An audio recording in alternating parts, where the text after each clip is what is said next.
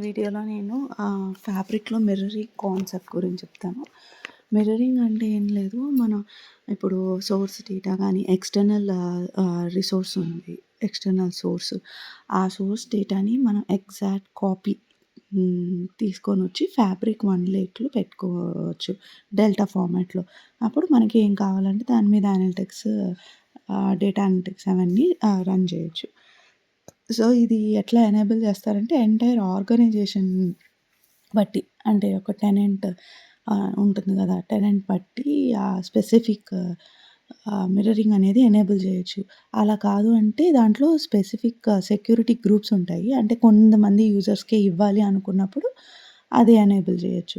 అది tenant సెట్టింగ్స్‌లో admin పోర్టల్‌లో ఉంటుంది. అక్కడ ఎనేబుల్ చేసి సెలెక్ట్ అప్లై చేయొచ్చు.